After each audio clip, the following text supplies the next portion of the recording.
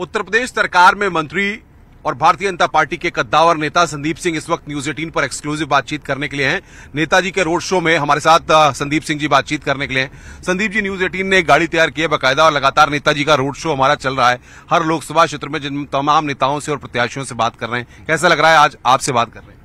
बहुत अच्छा है। मुझे न्यूज 18 के माध्यम से हम सब लोग अपनी बात को जनता तक पहुंचा पा रहे हैं, आप लोगों के चैनल के माध्यम से बहुत ही अच्छा है। और न्यूज 18 हमेशा से आम जन के बीच में जो खबर है समय से हर एक खबर को पहुंचाने का काम काफी लंबे समय से करता है। आपके चैनल को काफी सारे लोग देखते हैं, व्यूअरशिप चैनल की बहुत ही अच्छी है।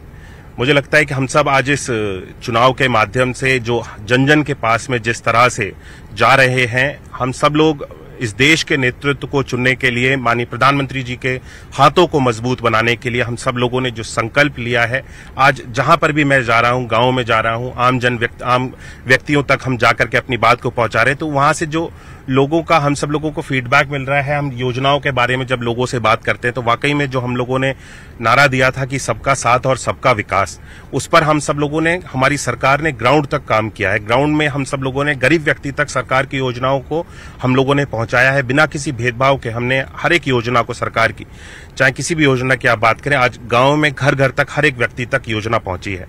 ये शिकायत तो लोगों को अवश्य रहती है कि आप हमारे पास में 5 साल तक कई बार, कितनी बार आए, इस तरह की शिकायत तो अवश्य करते हैं। लेकिन जब हम सब लोग उनसे बात करते हैं कि हम लोग आपके लिए निरंतर काम कर रहे हैं, सरकार की योजनाओं को आप तक हम सब लोग पहुंचा रहे हैं, तो सब लोग सहमत होते हैं कि हाँ, सरकार की योजनाएं तो हमारे पास तक आ रही हैं। तो इससे साफ जाहिर होता है कि हम सब लोग मिल करके, जिस तरह से भारतीय जनता पार्टी ने मोदी जी के नेतृत्व में, योगी जी के नेतृत्व में हमने देश को आगे बढ़ाने का जो हम सब लोगों ने संकल्प लिया, प्रदेश को विकसित बनाने का हम सब लोगों ने जो संकल्प लिया है, उस दिशा में हमारी सरकार काम कर रही है। सवाल ये, जब बात विकास की होती है, लेकिन हम देखते हैं जब चुनाव का वक्त आता है तो जात पात, हिंदू मुसलमान, इन तमाम फैक्टर्स को लेकर के लगातार आरोप प्रत्यारोप का खेल शुरू हो जाता है, तो ये क्यों हो जाता है?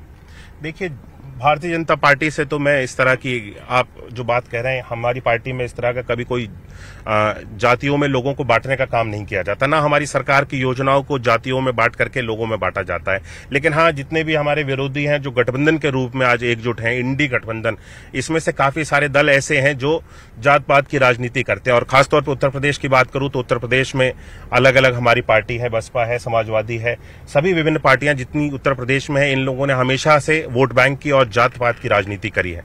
अपने आप को, सरकार की योजनाओं को, जब ये सरकार में आते हैं तो केवल व्यक्ति विशेष या जाति विशेष तक ही इनकी सरकार की योजनाएं पहुंच पाती हैं और बाकी के वर्ग इन सभी योजनाओं से कहीं ना कहीं वंचित रहते हुए दिखाई देते थे।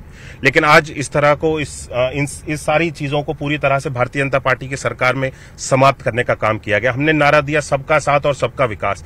आज जो व्यक्ति हमारे साथ में नहीं भी है, जिसने हमारे लिए नहीं भी वोट किया, हमने बिना किसी भेदभाव के इन 10 सालों में केंद्र सरकार की योजनाओं के माध्यम से हर एक व्यक्ति के, गरीब परिवार के व्यक्ति को लाभान्वित करने का हमने काम किया है, योजनाएं पहुंचाने का हमने काम किया है।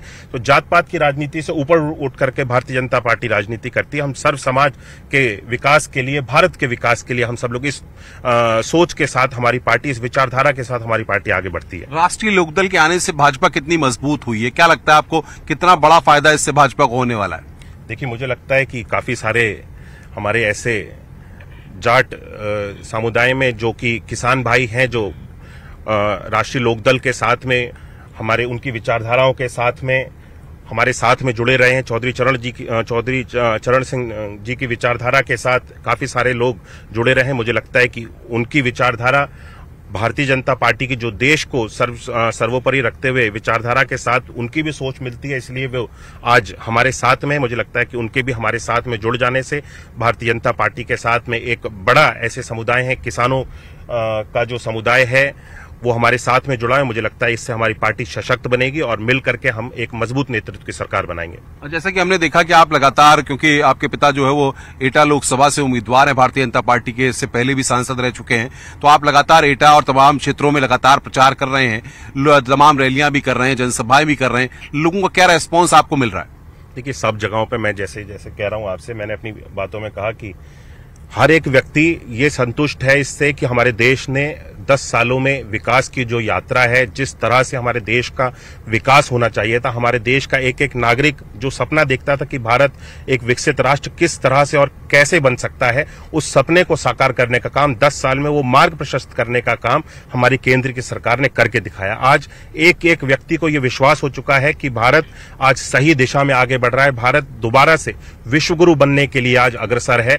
भारत दुनिया का सर्वश्रेष्ठ राष्ट्र बने, इस दिशा में आज हमारी सरकार काम कर रही है। तो ये संदीप सिंह उत्तर प्रदेश सरकार में मंत्री, भारतीय जनता पार्टी के फायर ब्रांड नेता भी हैं और युवा नेता हैं। बेबाकी के साथ तमाम सवालों के उन्होंने जवाब दिए और उन्होंने कहा कि 80 की 80 सीटों पर कमल खिलने जा रहा है।